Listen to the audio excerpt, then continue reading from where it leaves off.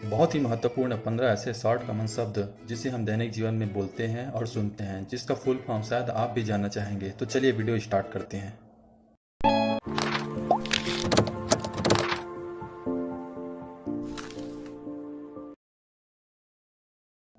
Hello दोस्तों, मैं हूं गोयल और आप सबका स्वागत करता हूं हमारे यूट्यूब के वॉच एंड नो चैनल पर।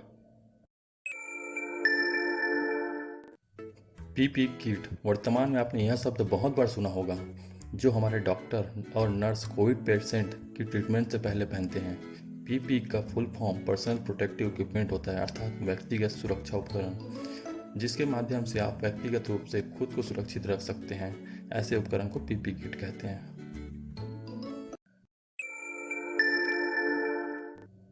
जैसा कि आप सभी ने यह नाम एनसीईआरटी बहुत बार सुना होगा, जो शिक्षा क्षेत्र से संबंधित है, और आपने एनसीईआरटी की बुक्स तो पढ़ी ही होगी। एनसीईआरटी का full form national council of education research and training होता है। एनसीईआरटी को हिंदी में राष्ट्रीय शैक्षणिक अनुसंधान और प्रशिक्षण परिषद कहते हैं। एनसीईआरटी क्लास 1 से क्लास 12 के छात्रों के लिए विभिन्न लैंग्वेज में सभी विषयों के लिए बुक्स प्रकाशित करता है। यदि आपके पास कोई व्हीकल है तो आपने आरटीओ के चक्कर तो जरूर लगाए होंगे, या भविष्य में यदि न्यू व्हीकल खरीदेंगे तो आपको आरटीओ ऑफिस में जरूर जाना होगा। आरटीओ का full form regional transport office होता है। इसको हिंदी में क्षेत्रीय परिवहन कार्यालय कहते हैं। आरटीओ का कार्य यातायात से जुड़े हर चीज़ का अध्ययन रखना होता है। आरटीओ हमारे देश के सभी जिलों में पाए जाते हैं और इन सभी को अपना एक कोड दिया जाता है। दोस्तों, आप लोग घर में अमूल दूध का उपयोग तो करते ही होंगे। आपको पता है अमूल का पूरा नाम क्या है? तो चलो जानते हैं। अमूल का पूरा नाम आनंद मिल्क यूनियन लिमिटेड है। यह एक सहकारी दूध कंपनी है जो भारत के गुजरात के खैरा जिले के एक छोटे से गांव आनंद में स्थित है। वहीं इसका हेडक्वार्टर भी है। यह भारत की सबसे बड़ी मिल्क प्रोड्यूसिंग कंपनी है। आईएसओ प्रमाणित होना चाहिए, यह सेंटेंस आपने सुना ही होगा। आईएसओ का पूरा नाम होता है इंटरनेशनल ऑर्गेनाइजेशन फॉर स्टैंडर्डाइजेशन, जिसका हिंदी अर्थ अंतर्राष्ट्रीय मानकीकरण संगठन होता है। इसका काम कंपनीज के प्रोडक्ट की जांच करना होता है। एनआरआई, कभी आपने यह शब्द न्यूज़ में सुना या पढ़ा ही होगा। एनआरआई का फुल फॉर्म होता है नॉन रेसिडेंट इंडियन। हिंदी में इसे अप्रवासी भारतीय के नाम से जाना जाता है।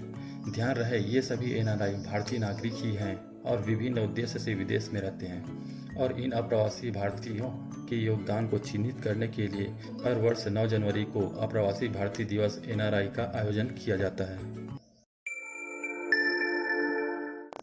किसी की शादी में डीजे में तो आप भी नाचे होंगे, लेकिन आपको पता है डीजे का भी फुल फॉर्म होता है? डीजे को डिस्क जॉकी के नाम से जाना जाता है। आज के समय में शादी और पार्टी में डीजे का उपयोग बहुत अधिक किया जाता है। बहुत से लोग स्पीकर और गाने मिक्स करने की मशीन को ही डीजे समझते हैं, परंतु ऐसा नहीं है। डीजे शब्द उस व्यक्ति के लिए उपयोग किया जाता है जो पार्टी, पब या डिस्को में लोगों की इच्छा अनुसार गाने को बजाता है। हम रोज़ न जाने कितनी सारी खाने पीने की चीज़ें खरीदते हैं, जिस पर आपने कभी नोटिस किया होगा कि वहाँ पैकेट पर FSSAI लिखा हुआ होता है। FSSAI का full form food safety and standard authority of India होता है। हिंदी में इसका फुल फॉर्म भारतीय खाद्य सुरक्षा और मानक प्राधिकरण होता है। FSSAI भारत सरकार द्वारा बनाई गई एक स्वास्थ्य और परिवार कल्याण मंत्रालय की एजेंसी होती है, जिसका काम खाद्य सुरक्षा का विनियमन तथा सार्वजनिक स्वास्थ्य की रक्षा करना और उसे मजबूत करना होता है। दोस्तों, जब भी बैंक में अकाउंट खुलवाते हैं तो हमें केवाईसी वेरिफिकेशन कराया जाता है। क्या आपको पता है केवाईसी का फुल फॉर्म क्या होता है? केवाईसी का फुल फॉर्म है नो योर कस्टमर, जिनका हिंदी में अर्थ जानिए अपने ग्राहक को। केवाईसी एक ऐसी प्रक्रिया है जिसमें किसी बैंक या संस्थान द्वारा अपने ग्राहक की सही पहचान की जाती है, जिसके लिए उसे पर्सनल डॉक्यूमेंट्स मांगे जाते हैं, जिनके आधार पर उनकी पहचान को सुनिश्चित किया जाता है।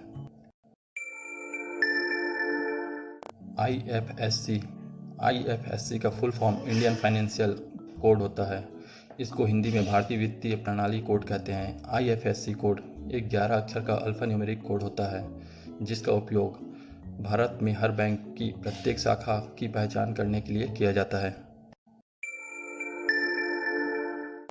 जब भी ट्रेन में सफ़र करते हैं तो टिकट में हमें PNR नंबर मिलता है। PNR का full form passenger name record होता है। यह एक यूनिक कोड नंबर है जो टिकट के ऊपर बाएं तरफ लिखा होता है।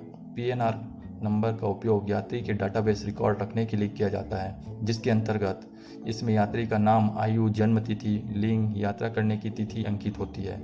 अगर आप यात्रा में किसी दुर्घटना का शिकार होते हैं तो PNR से आपकी पहचान हो सकती है।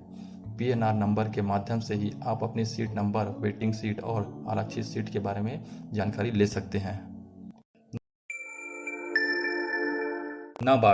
नाबार्ड का full form national bank for agriculture and rural development होता है। हिंदी में इसे राष्ट्रीय कृषि और ग्रामीण विकास बैंक कहा जाता है, जो कृषि, कुटीर उद्योग और ग्रामीण उद्योग और किसानों की वित्तीय आवश्यकताओं को सुलझाने के लिए ऋण प्रवाह को सुविधाजनक बनाता है।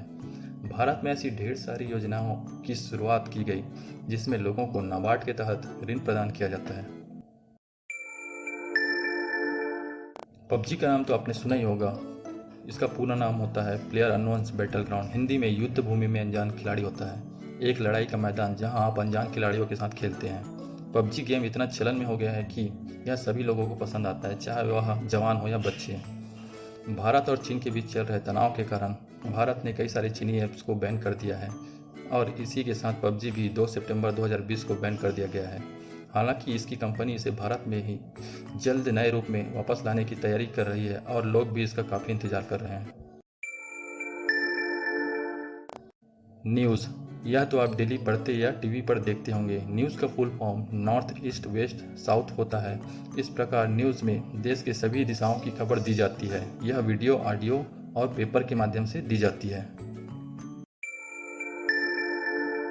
दोस्तों, पेटीएम का उपयोग तो आप सब भी करते होंगे, तो चलो इसका फुल फॉर्म जानते हैं। पेटीएम का फुल फॉर्म पे थ्रू मोबाइल होता है। इसका हिंदी में मतलब मोबाइल के माध्यम से भुगतान करना होता है। यह नोएडा, उत्तर प्रदेश, भारत में स्थित एक ई-कॉमर्स शॉपिंग वेबसाइट है। इसकी शुरुआत मोबाइल रिचार्ज और यूटिलिटी बिल भुगतान से हुई और आज यह एक पूर्ण बाजार बन गया है और इसके लगभग 100 मिलियन रजिस्टर्ड यूजर हैं।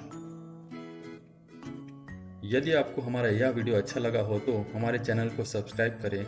हम ऐसे ही महत्वपूर्ण जानकारी से संबंधित वीडियो डालते रहते हैं और लाइक और शेयर करना ना भूलें। धन्यवाद।